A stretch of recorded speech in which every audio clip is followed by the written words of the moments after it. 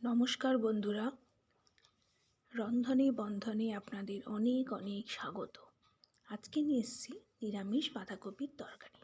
সেজন্য একটা বাঁধাকপিকে ভালো করে ধুয়ে সেদ্ধ করে রেখেছি। এরপর নিয়েছি দুটো মিডিয়াম সাইজের আলু ডুমো ডুমো করে কেটে। প্রথমে একটা বাটিতে 1 চামচ হলুদ গুঁড়ো, 1 চামচ জিরা গুঁড়ো এবং 1 চামচ ধনে গুঁড়ো জল দিয়ে খুব ভালো করে মিশিয়ে রাখতে হবে।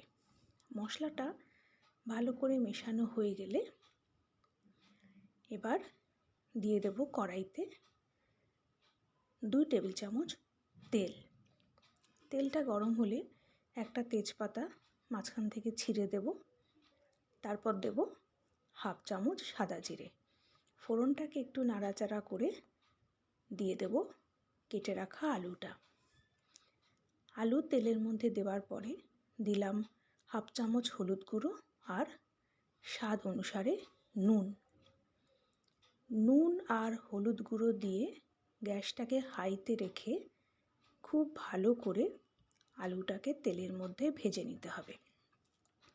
আলু যখন খুব ভালো করে ভাজা হয়ে যাবে তখন দিয়ে দেব একটা মিডিয়াম সাইজের টমেটো কেটে রেখেছিলাম, সেটা দিয়ে দেব। টমেটোর সঙ্গে আলুটাকে আবার ভালো করে মিশিয়ে নিয়ে একটা বাটিতে যে মশলা গুলে রেখেছিলাম জল দিয়ে সেটা দিয়ে দিলাম। গ্যাসটা এই সময় মিডিয়ামে থাকবে। এবার সব মশলা খুব ভালো করে মিশিয়ে কিছুক্ষণ কষাতে হবে। এরপর দেব 3-4টে কাঁচা লঙ্কা আমি মাঝখান থেকে চিড়ে নিয়েছিলাম, সেটা দিয়ে দিলাম। এর মধ্যে আমি একটু আদা বাটা দিয়েছিলাম 1/2 চামচ, সেটা দেখানো হয়নি। আদা বাটা দেওয়ার পরে দিলাম 2 চামচ চিনি।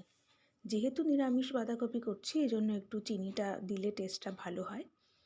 এবার সমস্ত মশলা দিয়ে খুব ভালো করে কষিয়ে মিনিট 3-এর জন্য গ্যাসটা সিমে রেখে ঢেকে দিতে হবে। 3 মিনিট পর ঢাকা খুলে আবার একটু নেড়ে দেব। দেখুন টমেটোগুলো একদম গলে গেছে। এরপরে ঢাকাটা খুলে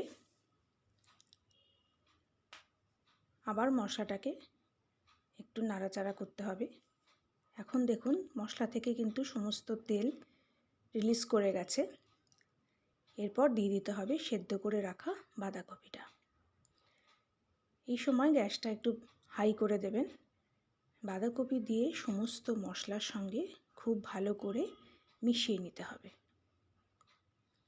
আমার রেসিপিগুলো যদি আপনাদের ভালো লাগে তাহলে লাইক করে দেবেন, শেয়ার করে দেবেন এবং প্লিজ আমার চ্যানেলটাকে সাবস্ক্রাইব করে দেবেন। মশলার সঙ্গে বাঁধাকপিগুলো মিশিয়ে নেওয়ার পরে কয়েকটা মটরশুঁটি আমি ছাড়িয়ে রেখেছিলাম, সেটা দিয়ে দিলাম। এবার সব কিছু খুব ভালো করে কষাতে হবে। দেখুন তরকারিটা এখনও জল জল আছে। হাই করেই ঢাকা দিয়ে দেবেন 2 মিনিট। 2 মিনিট পর ঢাকাটা খুলে একটু নেড়ে দেবেন। গ্যাসটা কিন্তু হাইতেই থাকবে। এভাবে নাড়তে নাড়তে সমস্ত জল শুকিয়ে আসবে এবং তরকারি থেকে তেল ছাড়তে শুরু করবে। দেখুন আমার আলুটাও সেদ্ধ হয়ে গেছে আর তরকারিটাও কেমন সমস্ত জল শুকিয়ে গেছে। এরপরে দিয়ে দেব 1/4 চামচ গরম মশলা গুঁড়ো। এই সময় জল যখন সব শুকিয়ে যাবে তখন গ্যাসটাকে সিম করে দেবেন। সিম করে গরম মশলাটাকে সমস্ত বাঁধাকপির সঙ্গে খুব ভালো করে মিশিয়ে নিতে হবে। তৈরি হয়ে গেল আমার নিরামিষ বাঁধাকপির তরকারি। যে কোনো নিরামিষের দিনই আপনারা অত্যন্ত সুস্বাদু এই রেসিপিটি বানিয়ে নিতে পারেন। আশা করি আমার আজকের রেসিপিটি আপনাদের ভালো লেগেছে। পরের দিন আবার একটা নতুন রেসিপি নিয়ে চলে আসব। ততক্ষণ পর্যন্ত আপনারা ভালো থাকবেন, সুস্থ থাকবেন। নমস্কার।